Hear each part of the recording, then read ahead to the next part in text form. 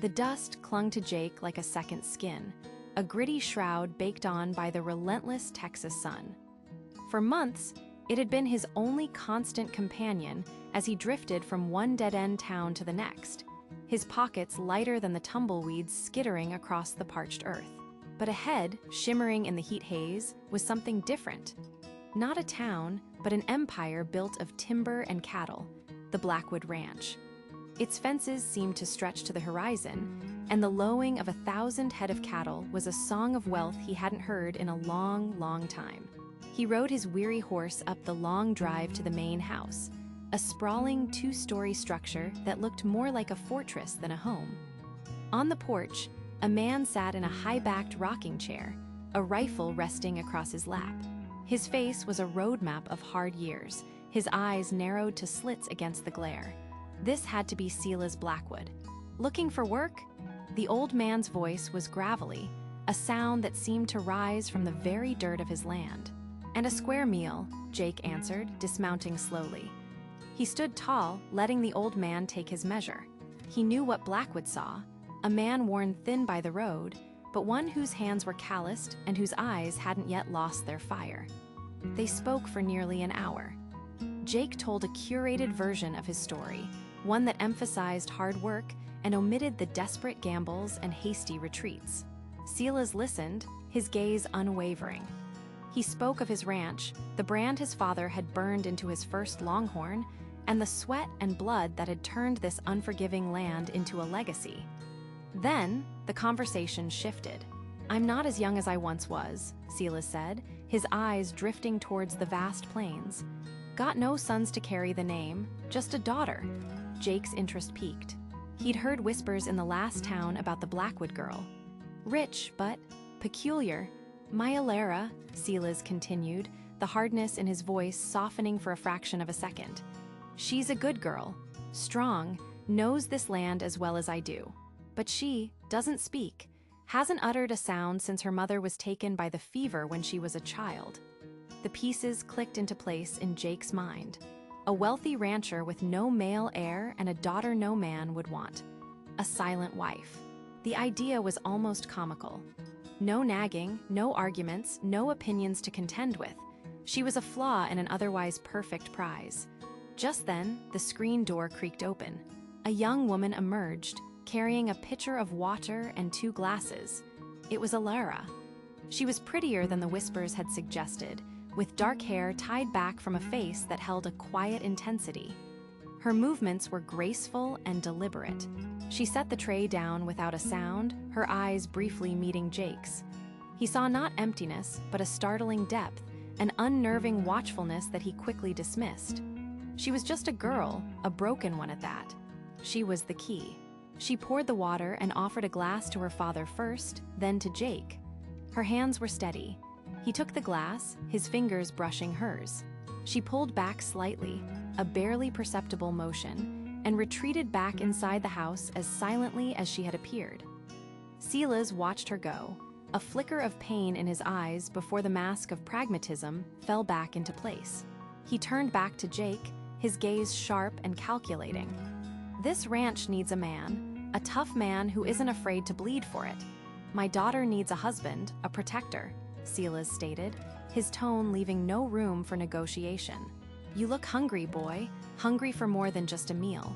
Marry Alara. Commit yourself to this brand. In return, you'll get a starting herd of 500 head. Prove your worth, and one day, all of this will be yours." Jake looked past the old man to the endless sea of cattle grazing under the oppressive sun. 500 head. It was more wealth than he had ever dared to dream of. He looked at the house where the silent girl was. A small price to pay. He felt a cold knot of ambition tighten in his gut. This was it, the end of the road. He turned back to Silas, a slow, determined smile spreading across his face. He extended a dusty hand. "You've got yourself a deal, Mr. Blackwood." The wedding, if one could call it that, was as stark and unforgiving as the Texas sun beating down on the porch of the Blackwood Ranch house. There was no white dress, no music, no guests to offer well wishes. Just a traveling justice of the peace, a man with a weathered face and weary eyes who read the vows from a tattered book. Jake stood stiffly in his cleanest shirt, the fabric still rough against his skin. Beside him, Alara was a still, silent figure in a simple blue dress. Her hands were clasped in front of her, her gaze fixed on a point just beyond the justice's shoulder, as if studying the patterns in the wood grain of the wall. Silas stood as the sole witness, his arms crossed over his chest, his expression one of grim satisfaction. The moment the justice pronounced them man and wife, Silas produced the papers. The ink was still fresh. Jake signed his name with a decisive flourish, his eyes not on his new bride, but on the clause that transferred ownership of 200 head of cattle to him. The deal was sealed. The justice was paid, and he left as quickly as he'd arrived, his horse kicking up a cloud of dust that settled slowly back onto the parched earth. There was no celebration. No handshake, no kiss. Silas simply grunted. "Your things are in Alara's room. The men start the South Pasture roundup at sunrise. Don't be late." He turned and walked back into the house, leaving Jake and Alara alone on the porch in the suffocating afternoon heat. Jake felt a surge of triumph. It was done. This was his. He glanced at Alara, who hadn't moved. He expected, he didn't know what. Tears, a smile, he got nothing. Her silence was a blank wall he had no interest in climbing. "Well," he said, his voice loud in the quiet air, "best get settled in." He walked past her into the house, not waiting for a reply he knew would never come. Her room was neat and spare. A simple bed, a wooden wardrobe, and a small table with a collection of pressed wildflowers under a piece of glass. His dusty duffel bag looked jarringly out of place on the clean floor. Alara entered a moment later, moving with a quiet grace that irritated him. She didn't look at him, instead opening the wardrobe and clearing a space for his things. The gesture was practical, devoid of any warmth. Jake watched her, a flicker of unease piercing his satisfaction. It felt less like a wife making room for her husband and more like a caretaker tending to a new boarder. He dismissed the thought. An easy, silent wife was exactly what he'd signed up for. That evening, dinner was another quiet affair. The food was hearty, but the only sounds were the scraping of forks against plates. The following morning, Jake was up before the sun, eager to survey his new empire. He found the ranch hands already saddling their horses. They were a tough, seasoned crew, and their glances toward him were appraising, tinged with a skepticism he recognized. They knew he'd married the boss's daughter. He was an outsider who hadn't earned his place. As he fumbled with the cinch on a horse he didn't know, he felt a presence beside him. It was Alara. She held out a worn pair of leather gloves. He hadn't even thought to bring any. He snatched them from her without a word of thanks, annoyed that she'd anticipated a need he hadn't. She simply nodded, her eyes lingering for a moment on the horse, then on the horizon, before she turned and walked toward the chicken coop. As he rode out with the men, the ill-fitting gloves a constant reminder of her silent foresight. He told himself it meant nothing. She was just a creature of habit, part of the ranch's routine, as predictable and unassuming as the dust that coated his boots. The Texas sun was a merciless hammer, beating down on the parched earth and turning the air into a shimmering haze. For 3 days, the roundup had been a grueling test of stamina, and Jake was determined to prove he was more than just the man who'd married the boss's daughter. He rode tall in the saddle, his commands a little too loud, his posture a little too rigid as he tried to project an authority he hadn't yet earned. The seasoned ranch hands, men like the weathered foreman Hank, exchanged knowing, patient glances but followed his orders. The real test came late in the afternoon. A stubborn group of a dozen yearlings, spooked by a rattlesnake, broke from the main herd and bolted toward a treacherous section of the property known as the Devil's Jaw, a narrow, rock-strewn canyon that was a death trap for panicked livestock. "We need to circle around, come at him from the ridge and ease him out slow," Hank advised, his voice a low rumble against the wind. "They get spooked in there, they'll break a leg for sure." Pride, hot and blinding as the sun, flared in Jake's chest. He saw a chance to show them all to be decisive and effective. "Slow is how we lose the light," Jake countered, his tone sharp. "We push them hard and fast from the mouth of the canyon. They've got nowhere to go but out." Hank's jaw tightened, but he gave a curt nod. "Your call." Jake spurred his horse forward, letting out a whoop meant to sound commanding but came out strained. He charged toward the mouth of the canyon, the other hands reluctantly following his lead. Just as Hank predicted, the aggressive approach was a disaster. The yearlings, already on edge, scattered in terror. They crashed against the canyon walls, their bellows of fear echoing off the rocks. One of them, a promising young steer, stumbled in the chaos, its hind leg catching violently in a V-shaped crevice between two large boulders. A sharp crack, followed by a gut-wrenching cry of pain, silenced everything. The animal thrashed, its eyes wide with agony, only wedging its leg deeper. The other cattle became more frantic, a dangerous storm of hooves and horns. The air filled with the coppery scent of fear and fresh blood. "Damn it, Jake!" Another hand, a young man named Caleb, muttered under his breath. Jake froze, the magnitude of his mistake crashing down on him. He had no idea what to do. His aggressive charge had created a problem that force couldn't solve. He felt the weight of the men's judgment, their silence more damning than any reprimand. That's when he saw her. Ilara had been managing the supply wagon a short distance away. She dismounted her steady mare and began walking toward the chaos, her movements unhurried and deliberate. Her face was a mask of calm focus. "Ilara, get back!" Jake yelled, his voice cracking with a mix of panic and shame. "It's not safe." Hank moved his horse to block Jake's path, placing a firm hand on his reins. "Hold on, son," he said, his eyes fixed on Ilara. "Just watch." Ilara didn't look at any of them. Her attention was solely on the animals. As she neared the canyon, she let out a low, soft whistle, a sound so gentle it seemed to cut through the noise. The frantic yearlings quieted slightly, their ears swiveling toward her. She didn't approach them directly. Instead, she walked a slow, calm arc, giving them space, her body language conveying no threat. One by one, the other yearlings found a path out of the canyon, drawn away from the danger by her quiet confidence. Soon, only the injured steer remained. Ilara approached it slowly, making soft, clucking sounds. The animal's panicked breathing began to steady. She knelt beside it, her hands hovering over the trapped leg, assessing the damage without touching it. Then she looked up at Hank. Her hands moved in a series of swift, precise gestures, pointing to the larger boulder, then indicating two men and making a pushing motion to the left. She then pointed to the smaller rock and to Caleb with a sign to lift and pull. It was a language without sound, but its meaning was perfectly clear. Without hesitation, Hank and another man dismounted and put their shoulders to the larger boulder, while Caleb positioned himself at the smaller one. At Ilara's sharp nod, they heaved in unison. The rocks shifted just enough. Ilara gently guided the steer's leg free. It was broken, but it was out. She gave the animal a final, soothing stroke before rising and walking back to her horse, her work done.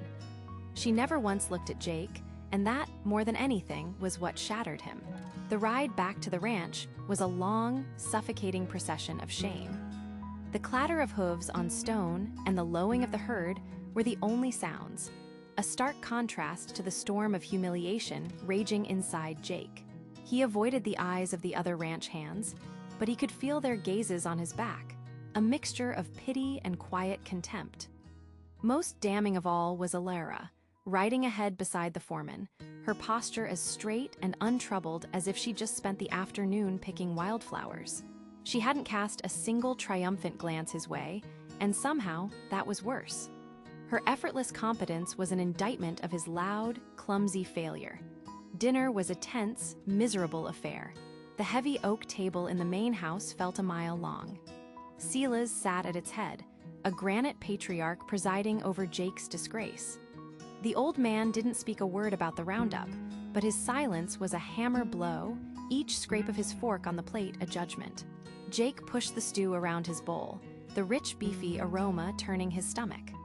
Ilara ate with her usual quiet grace, her presence a constant, maddening reminder of what had happened in the canyon. He wanted her to look at him, to show some sign of acknowledgement, but she kept her eyes on her plate, as if he were just another piece of furniture in the room. Later, in their shared bedroom, The tension thickened until it was nearly unbreathable. The air was cool with the coming night, but Jake felt hot, his collar tight around his neck.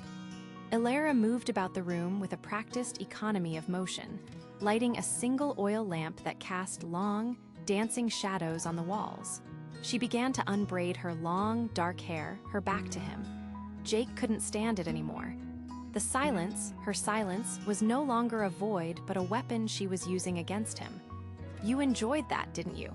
He finally burst out, his voice harsh in the quiet room. "Making me look like a fool in front of my own men." Elara paused, her hands still in her hair. She turned slowly, her expression unreadable in the flickering lamplight. There was no anger, no satisfaction, just a calm, steady gaze that seemed to see right through his bluster. "Don't you look at me like that," he seethed, taking a step toward her. "You think because you can't talk, you're better than me. You stood there and let me walk right into that disaster. You could have said something." He stopped, the absurdity of his own words hitting him. He meant she could have done something, gestured, warned him. But his anger was too raw for logic. She didn't flinch. Instead, she finished unbraiding her hair, letting it fall in a dark wave over her shoulders. Then she walked to the wash basin, poured some water from the pitcher, and dipped a clean cloth into it. She turned back to him and held it out. Jake stared at the offered cloth, confused. Her eyes flicked down to his hands, then back to his face. He looked down and saw his knuckles were scraped raw and bleeding from when he'd scrambled on the rocks, a detail he hadn't even noticed in his fury. The gesture was so simple, so practical, it completely deflated his rage, leaving behind a hollow ache of shame. It wasn't an act of pity, but of care, the same straightforward competence she'd shown with the cattle. He didn't take the cloth. The door creaked open, and Silas stood in the doorway, his frame filling it entirely. He had obviously heard Jake's outburst. "The first and hardest lesson of this land, boy," Silas said, his voice low but carrying the weight of steel, "is that pride is a poor substitute for sense. The cattle don't care about your pride. The land doesn't care about it. And my daughter," he nodded towards Elara, who stood unwavering, "knows the difference." Silas's eyes met Jake's, and for the first time, Jake saw not just a stern landowner but a protective father. "You think you married a burden," Silas continued, his gaze unwavering. "You're just beginning to understand you married the one person who might be able to keep you from becoming one." He closed the door, leaving Jake alone with his wife in a silence that was now filled with the crushing weight of a truth he could no longer deny. The weight of the previous night's humiliation sat heavy in Jake's gut, a bitter meal that wouldn't digest. At dawn, the silence in the kitchen was different. It wasn't the empty, awkward void he'd created with his indifference. It was a thick, charged atmosphere, ringing with unspoken words. He watched Elara from across the heavy wooden table as she moved with quiet efficiency, pouring coffee, her hands steady, her expression unreadable. For the first time, he didn't see a simple, broken thing. He saw the woman who had commanded a stampede and faced down his fury without flinching.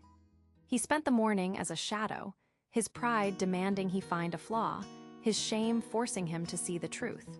He watched her in the stable, her touch on a nervous mare's flank both gentle and firm, calming the animal with a low hum and a steady presence that words couldn't replicate. He saw her mending a bridle, her fingers moving with a practiced, meticulous grace, the stitches more perfect than any he could make. The ranch hands, who had once offered him advice he'd arrogantly dismissed, moved around her with an easy respect. They'd look to her for a nod or a gesture before undertaking a task, a silent chain of command he'd been too blind to see. The Texas sky, clear and vast that morning, began to curdle in the early afternoon. Dark, bruised-looking clouds boiled up from the western horizon with alarming speed, swallowing the blue hole. The air grew heavy and still, the kind of oppressive silence that precedes violence. Silas was miles away, checking the fences along the northern pasture. "Storms common in mean Jake," one of the older hands, a man named Hank, muttered, squinting at the sky. "Best get the horses in from the west paddock." Before Jake could even formulate a plan, the sky ripped open. A deafening crack of thunder shook the very ground, and the rain came down not in drops, but in solid, wind-driven sheets. A flash of lightning illuminated the property in a ghostly white, followed instantly by the splintering sound of wood. A section of the paddock fence, struck by the blast, had shattered. The horses, already spooked by the thunder, saw the opening and bolted, their dark shapes swallowed by the deluge. Jake's first instinct was to run, to yell, to do something loud and useless. But the memory of the stampede held him fast. He was frozen, a monument to his own inadequacy. Then Alara was there. She moved past him, her face set with grim determination. She didn't waste a moment. She grabbed 2 heavy rain slickers from a peg, shoving one into his chest. Her eyes met his, and in them there was no accusation, only urgency. She pointed toward the broken fence, then held up 2 fingers, pointing at herself and then at him. She then motioned for Hank to secure the remaining animals in the barn. Her commands were clearer than any shouted order. He pulled on the slicker and followed her into the maelstrom. The mud sucked at his boots, and the rain blinded him. But Alara moved with purpose, her head bent against the wind. She knew this land, its dips and rises, even in the blinding storm. She led him in a wide arc, anticipating the herd's path. She gestured, her hands slicing through the rain, a sign to slow down, another to spread out. He was no longer the master of the deal.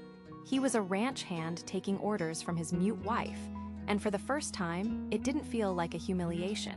It felt like survival. They found the horses huddled in the shelter of a small bluff. Working as a silent team, they managed to calm the lead mare, and the others followed. The journey back was slow and treacherous, but as they guided the last horse into the warm, dry barn, a strange feeling washed over Jake. Drenched, shivering, and covered in mud, he looked at Alara. Her hair was plastered to her face, her slicker dripping onto the hay-strewn floor, but she stood tall. She met his gaze, and in the dim light of the lantern, he saw not a burden, but a partner. The silence that stretched between them wasn't empty anymore. It was filled with the shared struggle against the storm, a fragile bridge built in the heart of the chaos. The morning air was thick and heavy, smelling of rain-soaked earth and the sharp, clean scent of ozone left by the storm. A hazy sun fought its way through the bruised-looking clouds, casting a pale light over the ranch. In the paddock, the rescued horses stood quietly, their earlier panic replaced by a weary calm. Jake held the bridle of a skittish bay mare, while Alara ran her hands down its foreleg, her touch firm and reassuring. The silence between them was no longer a void of hostility, but a shared space of exhaustion and mutual purpose. The frantic energy of the previous night had been washed away by the storm, leaving behind the quiet, demanding reality of the work that followed. A low rumble grew in the distance, and soon Silas's old Ford truck came barreling down the long dirt driveway. He swung out of the cab before the engine had fully died, his face a thundercloud as his eyes immediately landed on the splintered remains of the paddock fence. He strode towards them, his heavy boots sinking into the mud, and Jake instinctively braced himself for the inevitable tirade. He had failed once during the stampede. He expected no grace now. But before Silas could reach them, old Jeb, the most senior ranch hand, intercepted him. "Boss," Jeb said, his voice raspy but clear, "you should have seen him. That lightning strike was like a cannon shot. Horses went mad. But Alara, she was on it before the thunder finished rolling. And the boy," he nodded towards Jake, "he was right there with her. Didn't hesitate. They brought every last one in." Silas stopped, his gaze shifting from the broken fence to the calm horses, and finally to the 2 figures standing beside them. He grunted, a sound deep in his chest. He walked over, gave the mare's leg a cursory inspection, and then looked Jake square in the eye. The expected anger wasn't there. Instead, there was a hard, grudging assessment. "Fence needs mending," he stated, the words clipped. "You 2 handled the stock. Good work." He gave Jake a single, heavy clap on the shoulder, a gesture so uncharacteristic it felt like a brand. Without another word, he turned and walked toward the house. Jake watched him go, the weight of that simple praise settling on him, heavier and more meaningful than any contract. He glanced at Alara, who met his gaze for a bare second before turning back to the horse, but he saw the flicker of acknowledgement in her eyes. Later that day, Jake stood before the ruined fence. It wasn't a simple break. The main post had been shattered near the base by the lightning. He knew how to hammer nails, but this required a craftsman's touch he didn't possess. He saw Alara coiling a lariat nearby, her movements economical and precise. Swallowing his pride, he walked over. He gestured to the shattered post, then to himself, and gave a small, helpless shrug. He then pointed at her, his hands shaping a question, "Can you show me?" She studied him for a long moment, her expression unreadable. Then, she gave a single, deliberate nod. She led him to the workshop, gathering tools with a quiet confidence. Back at the fence, she didn't just work, she taught. Her hands guided his to feel the dense grain of the new cedar post, showing him how to set it deep and pack the earth around it. She demonstrated how to angle the nails so they wouldn't split the wood, her fingers tapping the exact spots he should aim for. It was the most profound conversation they had ever had, spoken entirely through sawdust, sweat, and the shared weight of a hammer. As they worked, the sound of an approaching buggy announced a visitor. Martha Gable, a neighboring rancher whose visits were more for gathering gossip than offering help, pulled her horse to a halt. "Silas, heard the storm nearly split the county in two. Just checking on you all," she called out, her eyes immediately zeroing in on Jake and Alara working side by side. Silas appeared on the porch as Mrs. Gable's voice, dripping with false sympathy, carried across the yard. "Well, I see you've got your new son-in-law earning his keep. A pity the poor dear can't instruct him properly. Must be such a slow, frustrating process for the boy." The insult, sharp and cruel, hung in the humid air. Jake's hand tightened on the hammer. Before Silas could utter a word, Jake straightened up, turning to face Mrs. Gable fully. His voice, when he spoke, was dangerously calm. "She doesn't need words, ma'am," he said, his gaze unwavering. "Some people talk all day and manage to say nothing of value. Alara, she shows you how it's done, and she does it better than anyone I've ever seen. I'm the lucky one, getting to learn from her." The woman's jaw snapped shut. Flustered, she stammered a hasty goodbye and urged her horse away. Jake didn't watch her leave. He turned back to his work, his heart pounding. He didn't dare look at Alara, but he felt her presence beside him, a silent, steady warmth. On the porch, Silas stood motionless, but for the first time, Jake thought he saw the hard line of his father-in-law's mouth soften into something that resembled a smile. The Texas sun, once a life-giving force, had become a tyrant. It baked the earth until it cracked like old leather, bleaching the vibrant grasses to a brittle, skeletal brown. The creek that snaked through the Blackwood property had shriveled to a muddy trickle, and the cattle's lowing held a new, desperate edge. Silas's face seemed to have aged a decade in a month, his gaze constantly fixed on a mercilessly blue, cloudless sky. Their neighbor upstream, Henderson, had dammed what little water remained, a perfectly legal act of self-preservation that felt like a declaration of war. One afternoon, as Silas stared grimly at the near-empty stock tank, Alara approached. She touched his arm gently, then pointed toward the seldom-used northern pasture, a rugged stretch of land dotted with rocks and stubborn mesquite trees. She beckoned for him and Jake to follow. Silas sighed, weary but trusting his daughter's instincts. Jake walked beside her, his trust already absolute.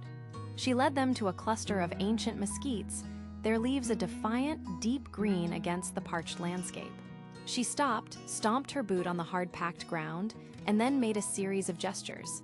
A hand sweeping downward, then cupping as if holding water, before finally pointing back toward the thirsty herd. Her meaning was clear. "It's just an old soak, girl," Silas said, his voice heavy with defeat. "Hasn't been more than a mud puddle since I was a boy." But Jake knelt, pressing his palm against the ground. It felt different here, not cooler, but holding a deep, resonant firmness. He looked at the subtle depression in the earth, the way the hardiest plants clung to this specific spot.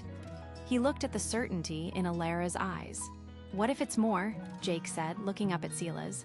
"What if it's a spring that's been choked off for years? A flicker of hope, faint but real, crossed Silas's face. There was nothing to lose. With shovels and pickaxes, the three of them began to work. The sun beat down on their backs, and the dry ground fought them for every inch. Sweat dripped into Jake's eyes, his muscles burning with a righteous fire he'd never known. This wasn't for cattle or land anymore, it was for her, for them. Elara worked with a tireless rhythm, her movements economical and precise. She would pause, feel the earth, and then point to a new spot, guiding their efforts with an unspoken wisdom that flowed from the land itself. Hours bled into one another, marked only by the shifting shadows of the mesquite trees. Just as Silas leaned on his shovel, ready to admit defeat, Jake's spade struck something different. Not the dull thud of rock or the scrape of dry dirt, but a wet, sucking sound. He dug faster, his heart hammering against his ribs. Dark, rich mud oozed into the hole. "Here!" he yelled, his voice cracking with exhaustion and excitement. "I've got it!" Renewed with energy, they attacked the spot. Elara was on her knees, scooping away impacted soil with her hands, shaping a channel. A seep of water became a trickle, then a steady, miraculous flow. It pooled in the hollow they'd carved, the surface reflecting the vast blue sky. It was cool, clear, and life-giving. The nearest cattle, smelling the moisture on the air, turned and began a slow, hopeful pilgrimage. Soon, the entire herd was gathered around the new spring, the sounds of their drinking a symphony of survival. The ranch was saved. That evening, the setting sun painted the sky in shades of orange and purple. The oppressive heat finally broke, and a gentle breeze rustled through the recovering pasture. Silas had gone back to the house, muttering something about a bottle of whiskey he'd been saving. He left Jake and Elara standing by the spring, watching over their herd. The silence between them was no longer a void, but a shared space of comfort and understanding. Jake turned to her, his face streaked with dirt, his hands raw, but his eyes full of an emotion too profound for words. He reached out and took her hand. Her calloused fingers wrapped around his, a perfect fit. Elara looked up at him, and in the soft twilight, a slow, radiant smile lit up her face. It was the first time he had ever seen her truly smile, and it was more eloquent than any speech, more binding than any contract. It spoke of partnership, of trust, of a home found in the most unexpected of places. He squeezed her hand, and she leaned her head against his shoulder. They stood together as darkness settled, a man and a woman who had found a language all their own, a love that needed no words to be heard.